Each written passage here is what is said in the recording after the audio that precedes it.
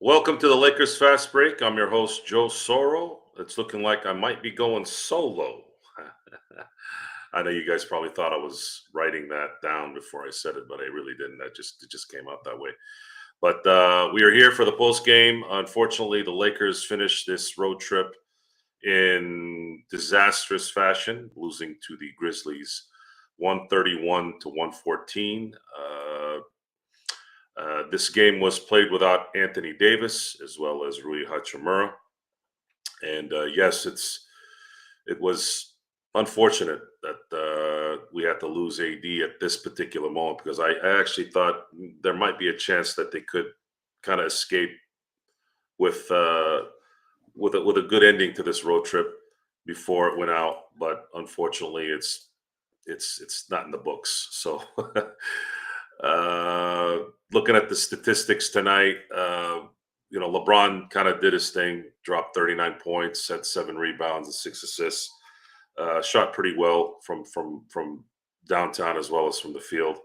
Played about 35 minutes, which is pretty efficient. So I would say that LeBron did what LeBron does, and that's good for stats. It's good for his, I guess, overall legacy. But unfortunately, it didn't mean much on the scoreboard. And hey, Johnny, how you doing? Doing good, Joe. How you doing, brother? Doing well. I was just explaining to everybody right now that Lakers, they the Lakers kind of hung on a little bit here. We were during playback, we were explaining that they were battling. They kind of kept it close until what would happen is every time they'd get anywhere within like 1 or 2 points, 3 points, whatever, Memphis would drop a three, and it kind of just never really came close. It was pretty much Memphis from beginning to end with a few flurries there by the Lakers to kind of give you maybe some hope. But unfortunately, the Lakers team just does not have enough talent. They don't have enough guys that can execute, and they were missing shots early too. I think if they had been making some shots when they were supposed to make them, in terms of being open, that might have helped. Dalton Connect was missing a lot of open shots as well as not really running the offense very well. Again, the rookie stuff showed tonight. For those of you who've been begging to see Dalton Connect played like a rookie tonight. It's the reason why he's probably not getting as much time because I know there's been some requests for him to play more. Well, guys, he started tonight and you saw what happened. The other thing is we saw the revenge tour apparently, and I don't know why this would be a revenge tour, but the Joe Huffs, the Scottie Pippen Juniors. I know Castleton. I don't know if I think Castleton might have made it in before the end of the game. But it seems like the Lakers are now the minor league team for the Memphis Grizzlies. Who would have thought that? But again, Lakers lose pretty badly, actually, 131-114. The current record now is 4-4, and they're going to be going back home and probably playing a Philly team that's probably not going to have Embiid. I think he's suspended, but we got to see what's going on with Anthony Davis. And Johnny, I'm assuming you saw the entire game. I can't hear you, Jake. Johnny. Sorry about that. Right. Yes, I did. I did see the entire game, and it disappoints me, and it kind of bothers me, Joe, because this is why the losses, and I don't even know if that's a real word or however you say it, but the games that we don't win the against easy teams like the Pistons hurt us so bad. Hurt us so bad because look, if we win a game like that, Joe, then you know what? All right, we dropped this game. I mean, it's not great, but it is what it is. We still have somewhat of a winning record, but come come what I'm saying, we lose to the Pistons. Now come into this game, no Anthony Davis. We're going against John Morant. We have terrible backcourt defense to begin with, and then um, I mean that's what happens. I mean you saw what happened early, and I mean it just bothers me as far as that. And then I mean as far as this game, um, I don't know what we expected. I actually thought to be 100% honest with you, early in the game we were actually playing pretty well. We were actually playing pretty well, and keeping surprisingly to how I thought we were going to play without Anthony Davis. But we ended up letting him go off on too many runs, and hey, we lost tonight, Joe. Not happy with it. Can we ever happy with the L? No, and this was an expected loss when you factor in the details of the road trip. When you look back on the road trip, you can see some things just kind of put together in terms of the uh, just the tenor of the team. You start out 3-0. Yes, we're playing maybe above our heads a little bit, but maybe this team has a chance.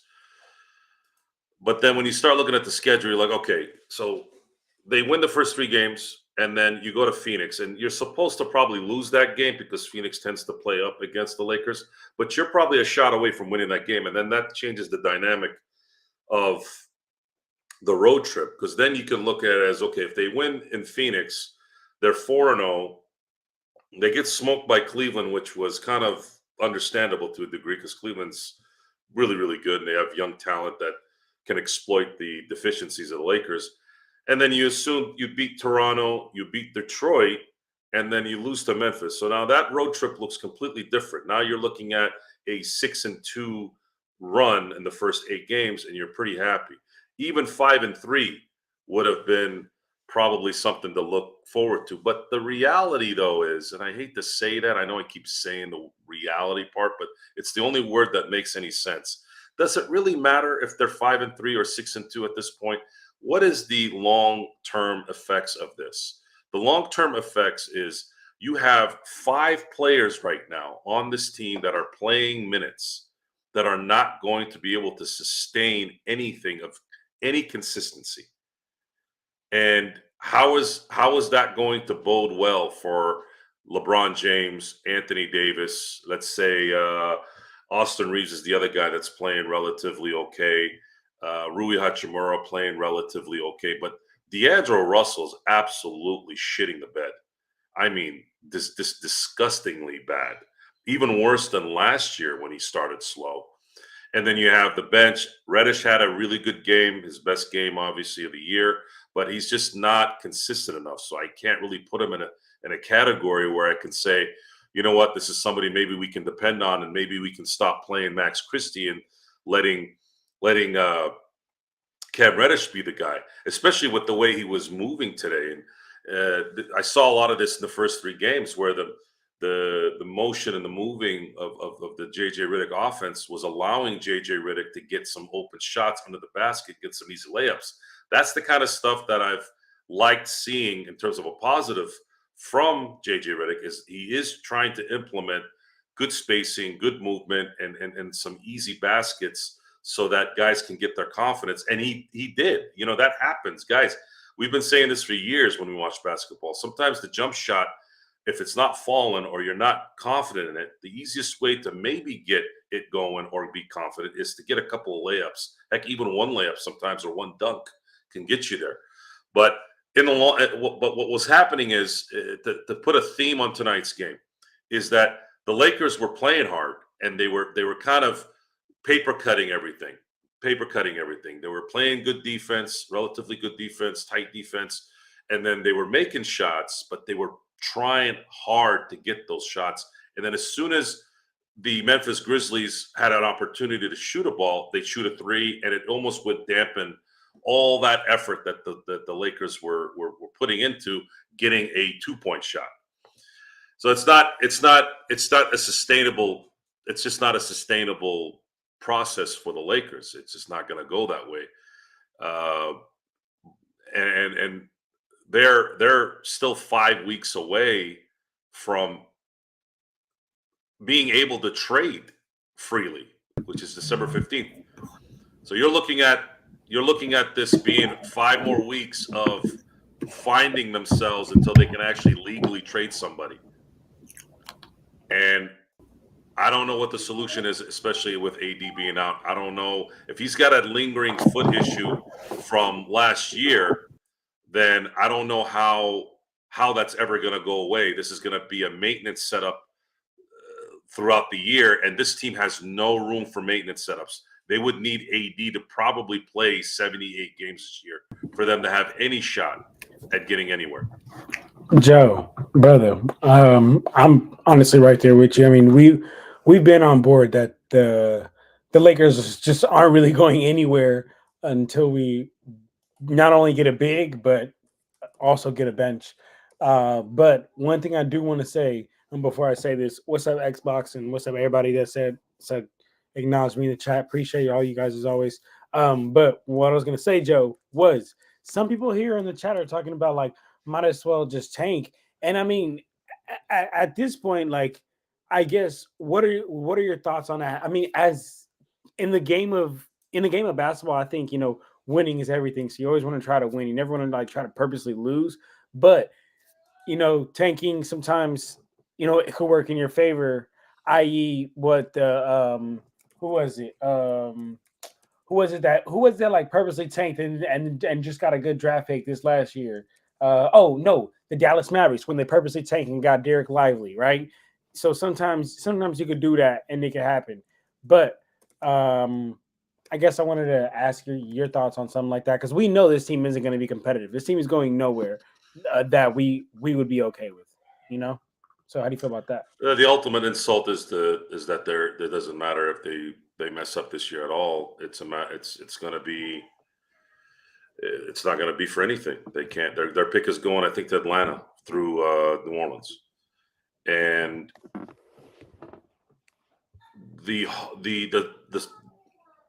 my hope. I'm going to use that word because that seems to be the theme here with Mr. Gerald Glassford. My hope is that this is the last year LeBron James plays in the NBA. Okay. This team needs an infusion of something. And the only way you're going to be able to get that going is you're going to need to get his money to go somewhere else and rebuild. The star power is not enough. The Lakers are a star power in itself. And you have LeBron and you have Anthony Davis, who's still young. See, this is the thing. I said this in the last show.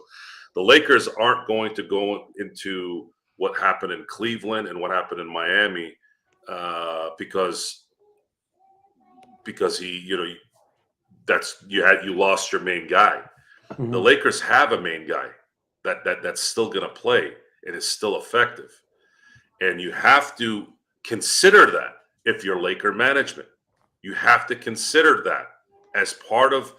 You don't want to go back into the Rob Sacre and Ryan Kelly, and Ryan Kelly and early D'Angelo and Randall era. I get that. Believe me, that was painful. That was painful, man. But you don't need to go that route. But what you do need to do is you need to convince, or you need to get this thing solved at the end of the year where it's got to change. You got to LeBron needs to go. LeBron needs to retire. Should they finish 500, let's say they finish out 500, they don't make the play-in, it's over, right? This has to stop. And I don't know if Genie cannot run this thing. I saw an interview with Mark Cuban today discussing why he sold the Dallas Mavericks. He sold the Dallas Mavericks because he said this game is not about, the new collective bargaining is not about teams being competitive, or it's about really, really rich owners buying up real estate and running teams that way. Well, Jeannie doesn't even own her own arena, let alone trying to buy real estate. There needs to be two things that have to happen here in the near future. Number one, you need to have LeBron retire at the end of the year to try to get out of this rut and start with something else. And then on top of that, this ownership needs to start looking for someone to sell to. Otherwise, I don't think this thing's going to work. The CBA has a lot to do with it.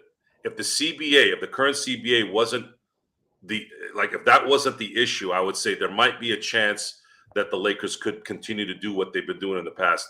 But this current CBA has absolutely destroyed any chance of teams, without paying, of course, an absorbent amount of money to make any kind of deals that will work.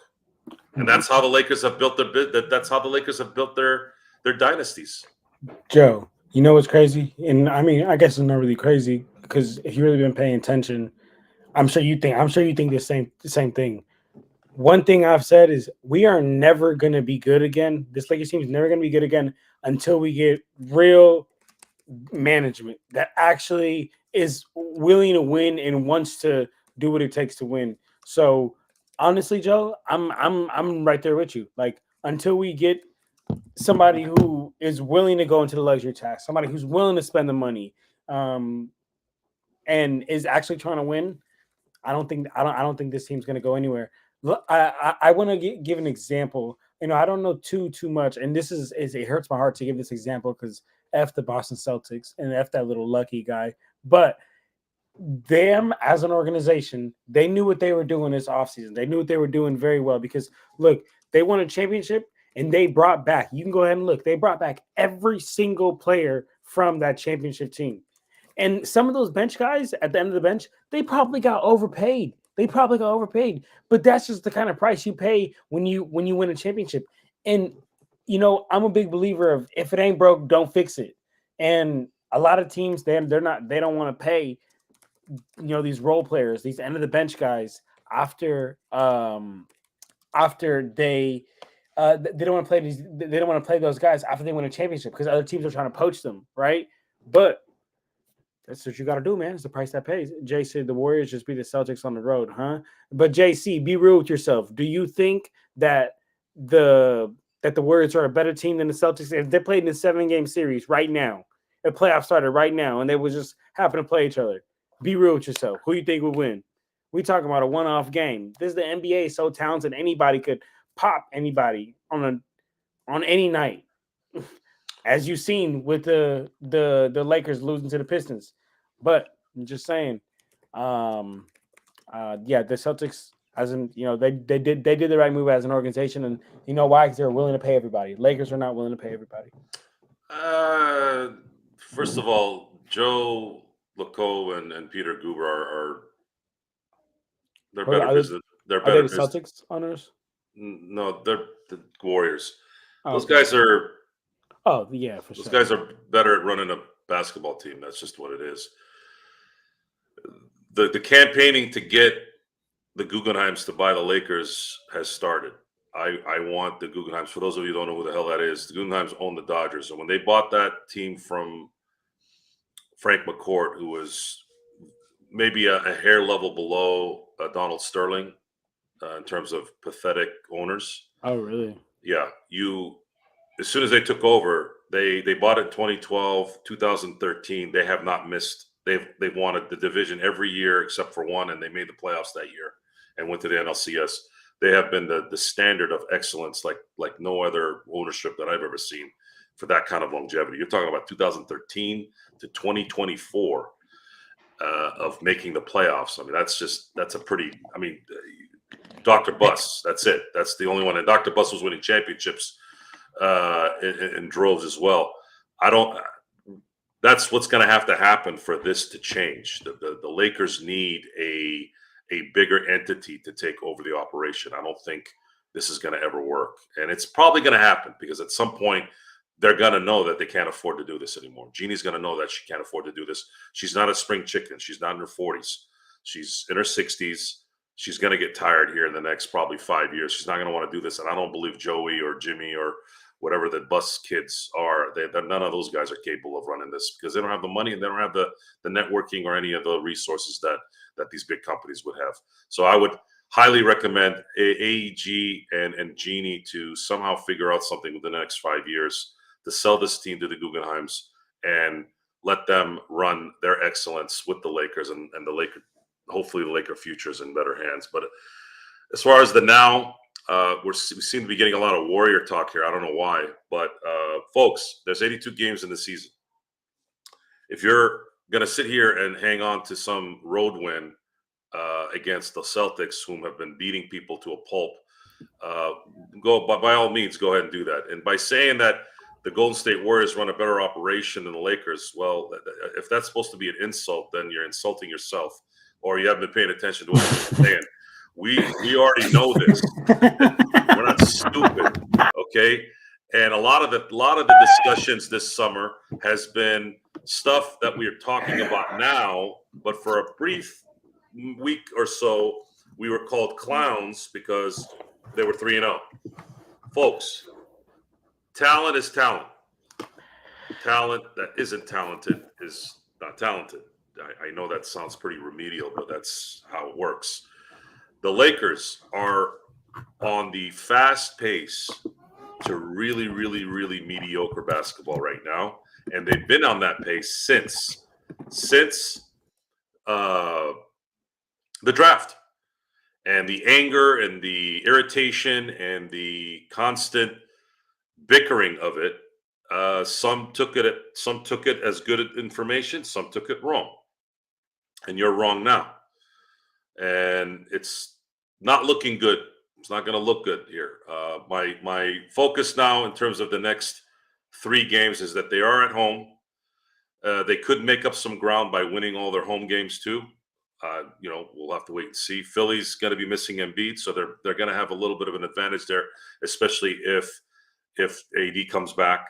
And then Toronto, I believe they're talented enough to beat Toronto at home. And then Memphis is going to be a tough game. I would say, looking at how they've played, I'd say a 2-1 record between them in those 3 games might be actually a good setup. Now you're looking at 6-5. Sure, it's still kind of but is it going to be worse if it's 5-6?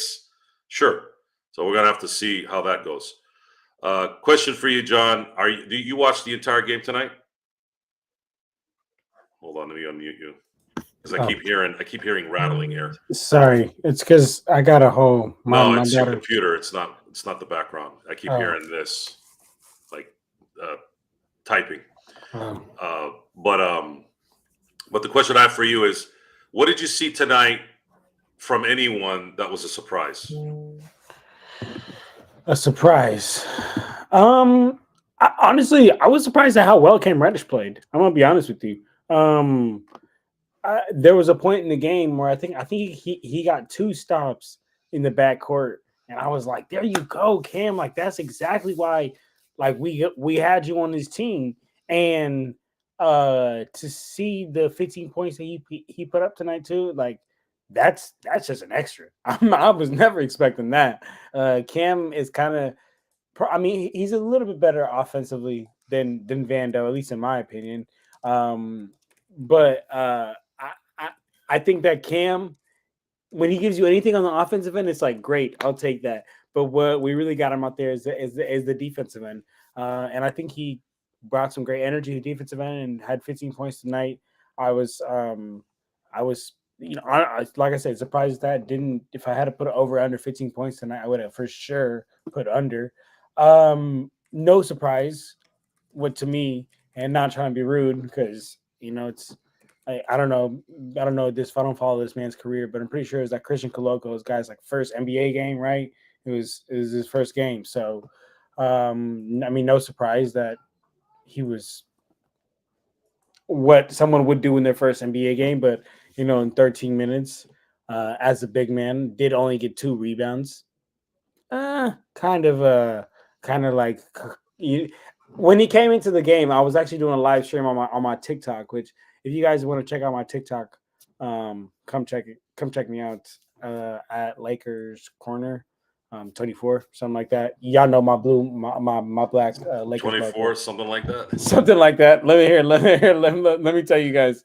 So I don't give you guys. Oh yeah, Lakers Corner 24. Exactly. See, yeah, exactly that. But anyway, I say that to say I was doing a live stream on my TikTok at the time, and I was like, man, when Christian came in, I was like, all I need this guy to do is just set some screens, get some rebounds, and catch some lobs.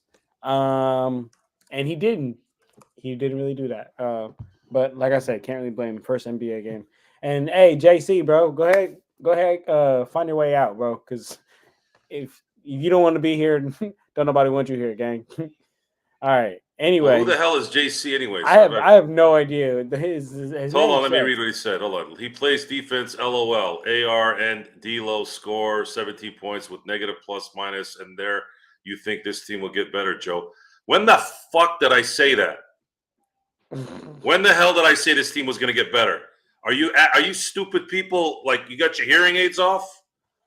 I hate when you got, this is the part that you all need to get called out on, okay?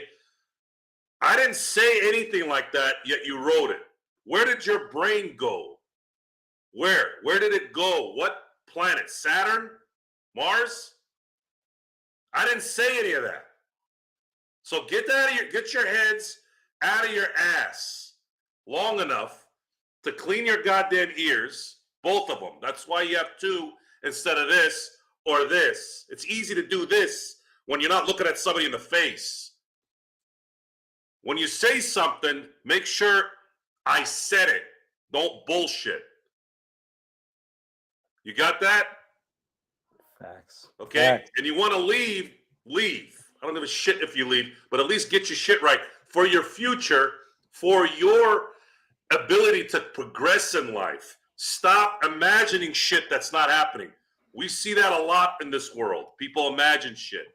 We saw a lot of that last night, by the way. A lot of people imagine stuff. The reality is reality. The Lakers suck. And I don't know where you got this. They're going to play better. So wake up. For your own future, wake up, listen. Stop imagining shit. Robinson can't make a trade because he's got assets that he can't trade till December 15th. And then on top of that, that's actually a funny word to use, assets. It's more like just the first three letters. They have ass to trade. There's no assets. That's it.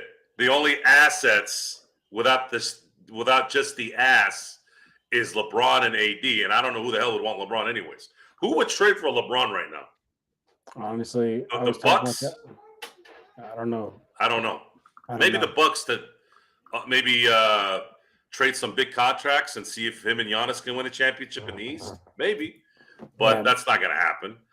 So it's just not – it's not going to – we're going to go game by game. We talked about this earlier. We're going to go game by game. We're going to analyze everything game by game. We're going to play it as best we can. This is the Lakers Fast Break. People want to see what we think about these games, and we're sitting here trying to see if there's some kind of solution somewhere. That's what true fans do. The fake fans walk away. The fake fans go and sit in their little computer holes, playing with their balls, typing with the other hand, and make things up in their own heads of what people are saying. And we're not like that. We're not like that. We call people out that do that. And that's just how that works. So the Lakers, there is no bright light here, folks. The system, if you actually read shit that matters or watch shit that matters, there is no way these guys can enhance this team based off the current rules and based off the current salary structure of all these players. Okay, you have two players that are making $111 million. Just two. You know how many guys you field in a game? 12 to 15, depending on who's injured. So now what? Now what are you going to do?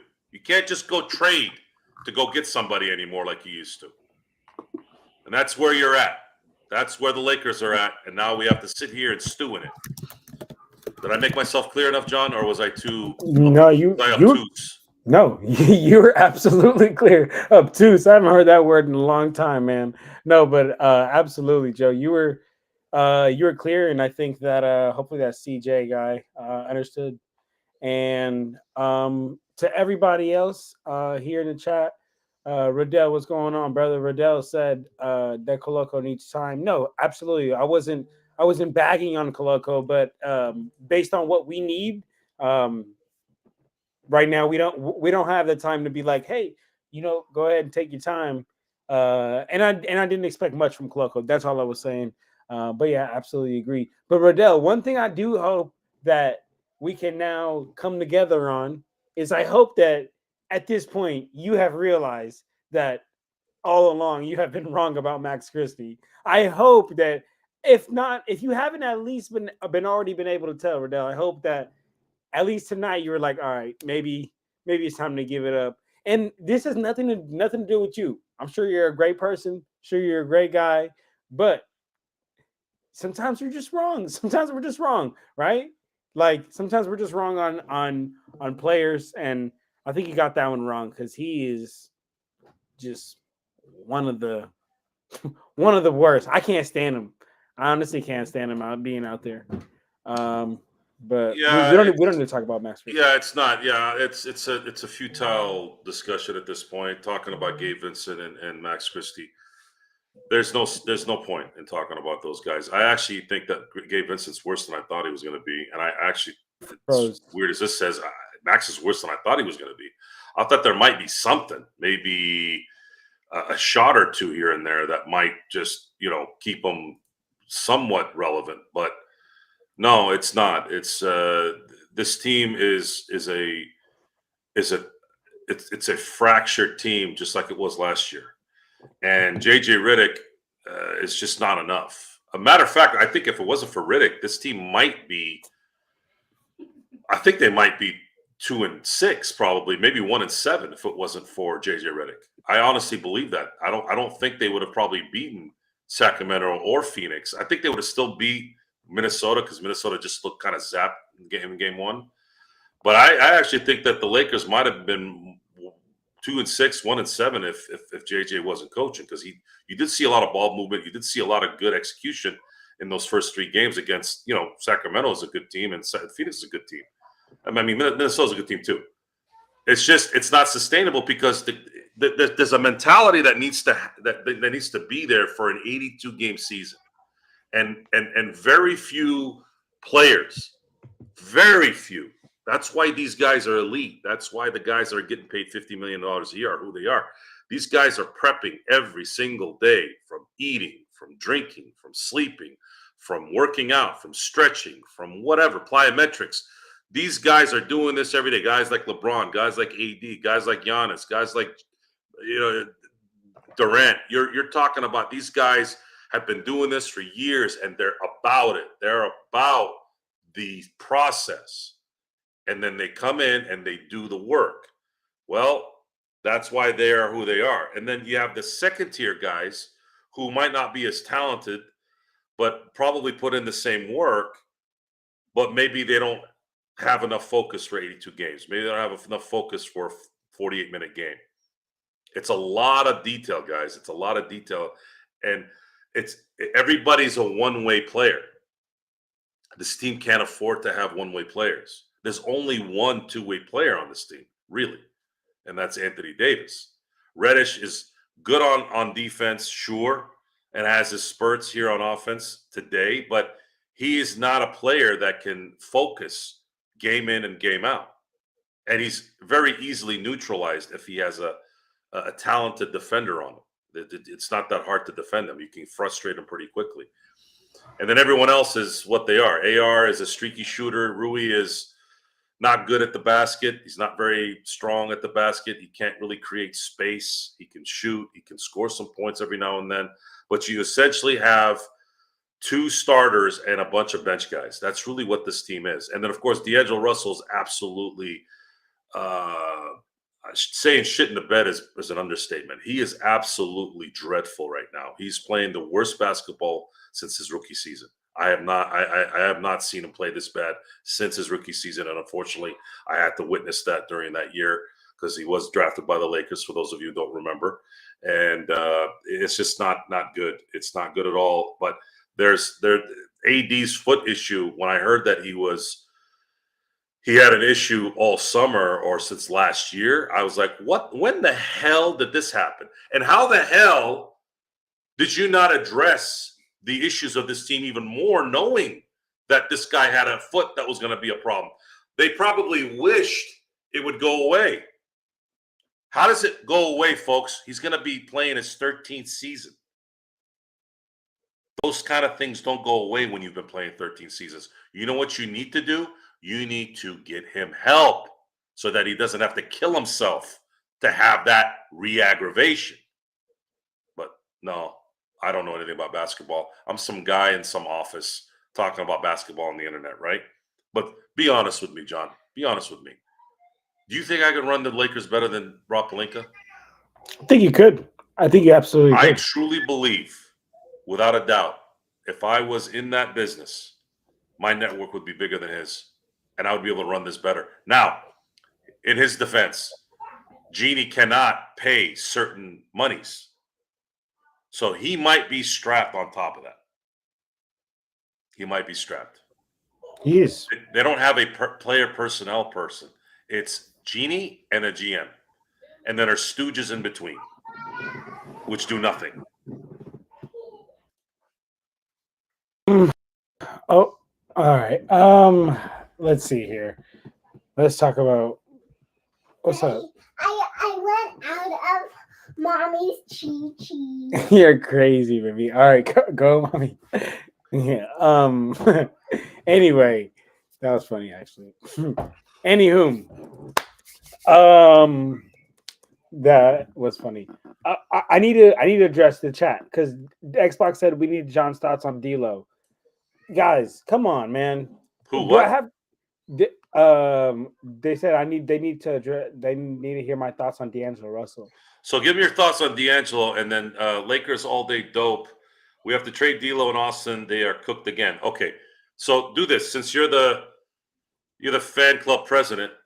Address what Lakers all day dope just said. How could this team trade Austin and D'Angelo Russell and bring some kind of value back? I would love to know that, Joe. I would love to know that. If somebody could show me a trade that makes sense and that is realistic and that you don't have to go on 2K and turn on like trade override. Please show me, because I cannot find one realistic trade, Joe.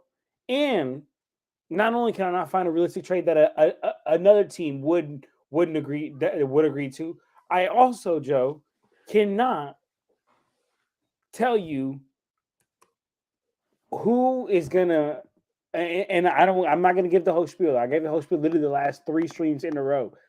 Who is gonna run the offense, Joe? Who is gonna get Hayes those easy buckets? And if it's not for LeBron, it's got to be D'Lo. And it sucks to have him on this team. It really sucks. And Joe, I love your take about this is his worst season since his rookie year, because it is. It really is. I thought, wow, you know what? D'Angelo Russell's going to come into this offseason saying, man, the last 2 years in the playoffs, I've just been absolutely whole, absolutely buttholes. That's that's how he's played. He's played like buttholes in these last 2 postseasons. And I was hoping he'd get ready come regular season this year. And nope, I was dead wrong. And essentially, man, we're stuck with him.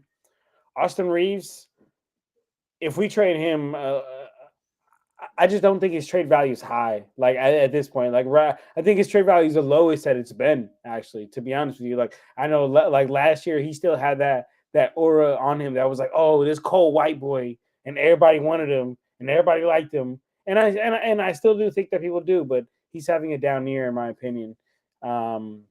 So say that to say, why would we trade at its lowest value? But what's up? Well, looking at their contracts, you're looking at a total of just under $32 million, and you're looking at one of those being an expiring contract. And then I think Reeves has a lot of value at his contract for at least 2 more years. So there's value in both of those contracts, one from an expiring one and the other attaining Austin Reeves's skills, which is he's a good player. He's a good player, and he could be working really well with a team that's maybe trying to make the playoffs or sustain the playoff hopes, or maybe a team that might be going to the second round or something. The question then is, if you were able to trade those guys, who is likely to come back? The only guys that are making that kind of money in and around the league are usually guys that are not competing. And if those guys are going to get traded, are they going to want draft picks attached to that? Maybe that contract, let's say Jeremy Grant, looking at Jeremy Grant's contract. Are they going to want to trade for for someone like D'Lo and Austin to maybe get out of that contract. I would say there would be a possibility he's making pretty much right around what these guys are making, and they have to pay him another 3 years after this. That's the only one that I've seen that could match and they could make it work. There's an issue there though. There's no point. There's no guy that you'd get rid of Austin and D'Lo. Now you have only one ball handler on the team, and that's LeBron James. So there would have to be something that comes back to the Lakers where they can get a guard that can handle the ball. That trade is not very likely. It's just not likely that both of them would go out. It'd have to be one or the other, or Rui and D'Lo, something like that, so that you can at least keep Austin there, so that at least you have one ball handler instead of one other ball handler instead of LeBron. Because if LeBron sits, who's gonna run the offense? No one, right? With the current structure, they're in such a bad position that they can't even work around it because of the deficiencies they have in so many of the important areas. So it's hard. It's almost like we're going to be repeating this probably after every loss, because every loss is going to look the same. Every loss is going to look like this, especially if one of the big two are out. One of the big two are out, it's going to be very rare that the Lakers win that game, especially if they're playing a team that's relatively good. They might get lucky here and there once in a while. They beat Boston last year without LeBron and AD, but that was an anomaly. That happens in an 82-game season. But as far as how they go from here, this is the 8th game of an 82-game season. We're only 10% in. That means 90% of the season, there's going to be a repeat here. It's going to sound like a repeat. So you better start doing some research. John, if you're going to be on this show, you better start doing some next level shit in terms of entertaining. Otherwise, it's going to be the same message over and over again. Oh, my God, Austin couldn't make a shot. Oh, my God, Rui can't make a shot. Oh, my God, Gabe sucks. Oh, my God, Max Christie sucks. Because the reality of that is that it's more likely that the Lakers are not going to do anything than something in terms of enhancing this team. We're going to have to ride this roster till the end. Joe, you know what sucks? It's like when you had the formula, you had it in your hands. Joe, we fudging had the team in 2020. We had it figured out. We figured out how to best use Anthony Davis. We figured out where to start tucking LeBron James and what role to put him in at, and how you really have to fill a team around a LeBron James that's in his later stages of his career. And you know what we did, Joe? We let it walk piece by piece by piece by piece, because all of, oh, we don't want to pay that. Oh, we can't match that. Man. Well, what happened was they panicked. The panic started in 20. They panicked because of Harden going to Brooklyn. And that's what created this problem. I understand. But you know what's crazy, Joe? So in 2020, we had a defensive-minded team. I think that was one of the biggest reasons why we were so good. We had a defensive-minded coach in Frank Vogel, and we had defensive-minded players. And the following year, we still had Frank Vogel, but that's when they switched up. That's when they tried switching up the whole team, and we went with like Trevor Ariza and Carmelo Anthony and all of them. And we did away the AARP team, yeah. Thank you very much. Right, that we went away with the defensive-minded lineup, and we went with the two. And literally, I remember there was a soundbite, and LeBron was saying like, "Yeah, we're switching up our offense to where instead of stopping teams, we're going to try to outscore teams." Ever since then, we've literally sucked. We've literally sucked since then. I'm just going to be honest, guys. I mean, sucked is a harsh term, but in Lakers standard, we haven't been anything that's worthy of being like, hey, man, hell yeah. So I say that to say, yeah, you're right, Joe. It's frustrating. We can't go anywhere. But what's even more frustrating is that we had it all in our hands and we just watched it all go. And all because of the root cause of all this, that bus lady. She needs to it's get on the not. bus. They treated Frank Vogel like trash. They let certain players dictate certain decisions and agencies. The agencies is really to blame of this clutch. They were right. See, the thing is with sports is sure you can be right once in a while. A broken clock is right twice a day, right? They were right about how they set it up, and then they got happy with themselves. They thought, oh, we'll keep calling the shots here because we won it before. That's not how it works. Every season is different. Every two seasons, every 3 seasons is different. Things change. People want more money. People get comfortable with the title. Whatever.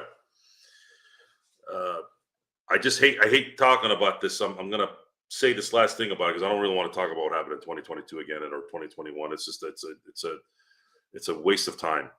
But more worse than that, honestly, is the fact that the league in general decided to set up their league in a way where the only way you're going to succeed now is either getting very, very, very lucky, or you're going to have to build your own team because you have no shot at bringing anybody in of substance, which is very unsportsman to me.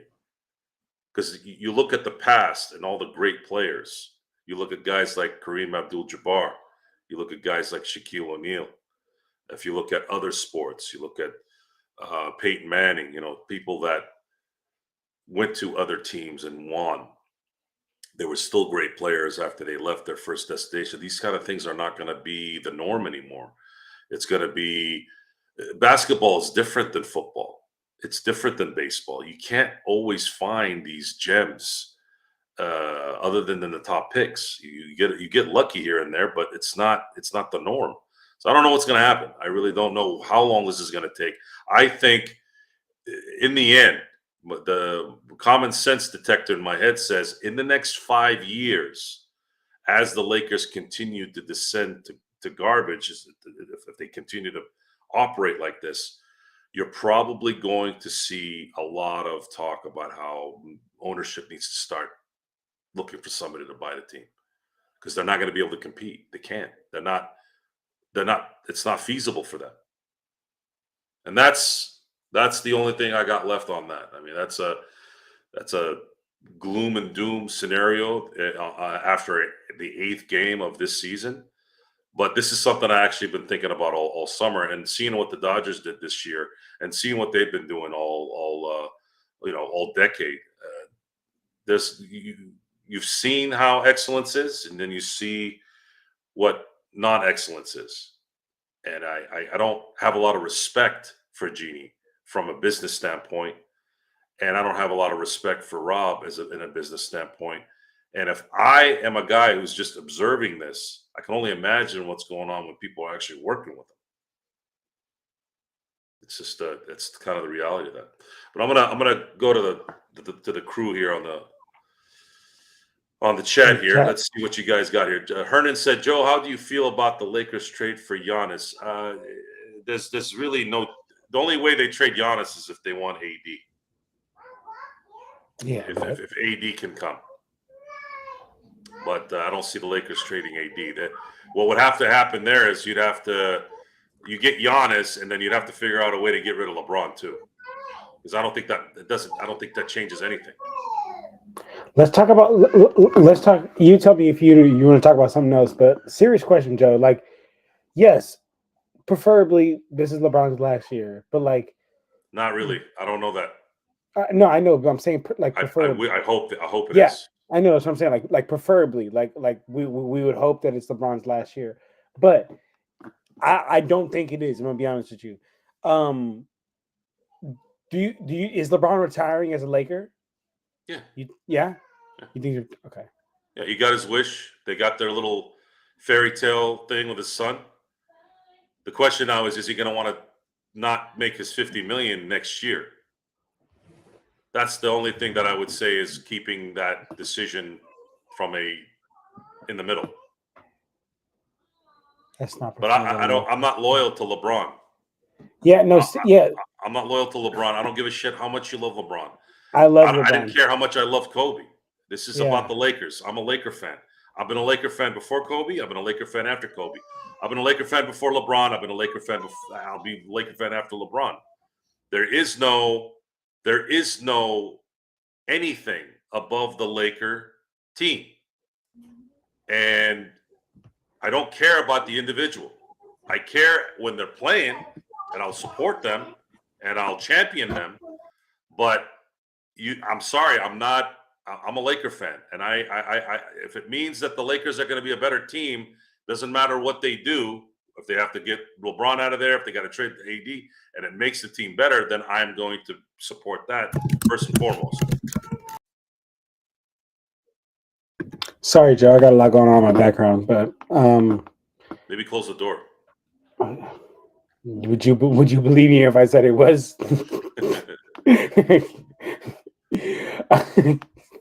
And okay, sorry, that was funny. Yeah, I mean, I'm gonna be honest with you, I don't have much to add on that. I agree with you. Like, I trust me, LeBron James, in my opinion, is the greatest player of all time. Like, and that's a whole other conversation that we can get into if you want to or not. But regardless, I'm still a Lakers fan, regardless of what I think LeBron's the greatest or not. I love LeBron too, man. But it's about the Lakers, man. It's about that. Okay, so let's talk about the future of the NBA. Okay, follow me while I explain this to everyone. Okay, I'm going to give you guys the top 10 richest owners in the NBA. So from 10, you're looking at the owner of the Memphis Grizzlies. I bet you guys didn't know that. Is it an accident that Memphis is starting to come up a little bit? No, it's not. I mean, yeah, they got talent. They've been drafting well. But they have the 10th richest owner. The Memphis Grizzlies have the 10th richest owner in the NBA. So that's good. Jimmy Haslam of the Milwaukee Bucks. He's the 9th richest, which is why Milwaukee has been very accommodating towards meeting Giannis's wishes. They're trading for Lillard. They're making sure the right coaches come in. Whether that's true or not, that we don't know. Signing Middleton, signing all these guys, Portis. You know, they're in it to win it. The one thing you can't say about the Milwaukee Bucks is that they're not trying. For some weird reason, it's not working. But they're trying, and there's a difference. You can see it when someone's trying, and then it's just unfortunate that it looks like it's not working right now. Then you have Philadelphia, Josh Harris. He's worth $10 billion. Again, another competitive team. Now, Atlanta has Tony Ressler, who's Atlanta has been trying to figure out kind of what to do there. They might have to eventually go a different way with Trae Young, but then again, they'll back to square one again. That's why it's been difficult for them to kind of figure out what to do with Trae Young. They don't know what to do right now. If I was them, I'd just kind of see if they can figure it out and maybe get someone in a trade. But again, no one wants to go to Atlanta. And then you look at Houston. Houston's got Tillman for Tita. Rockets are always contending here. Detroit, that was the surprise. Detroit has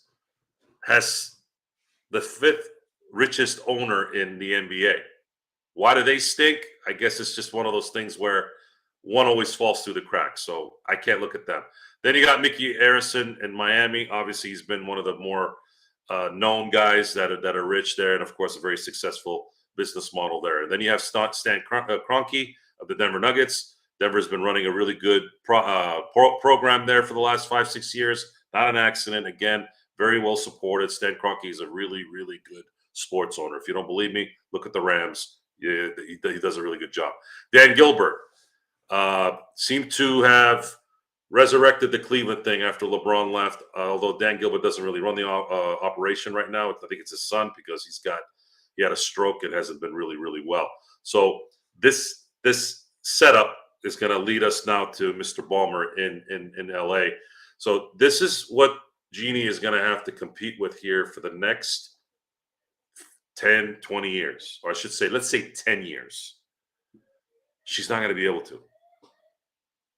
She's not going to be able to, especially with her ability to conduct her business through emotion.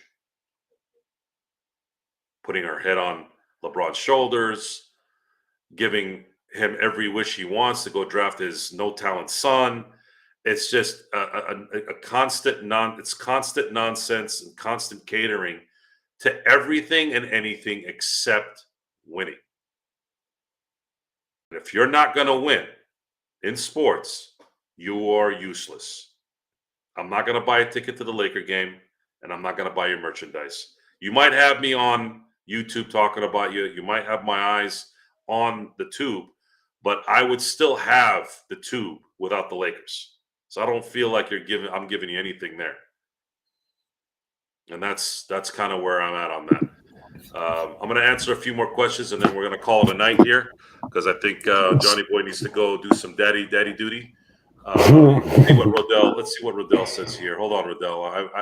I haven't talked to you in a while, so I'm going to give you a little space here. The problem with the NBA is that they are catering to the small market teams. The other problem is no one cares about these teams. The NBA is not the NFL. It's a bad move. I agree. We've talked about that. I said that the collective always talks out of their ass. I was just explaining certain comments from the board about how people imagine things when people say things when it doesn't happen, right? Well, the NBA seems to want to create this parity. No one wants to see parity, folks. People want to see dynasties. People want to see teams that are dominating, even though they say they don't, but their eyes are glued. People want to see the Kansas City Chiefs. They want to see Patrick Mahomes.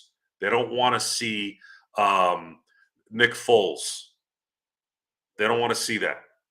They don't want to see Deshaun Watson. They don't want to see those guys. They want to see Patrick Mahomes. They want to see dominance. Even if they say, well, we need somebody else to win.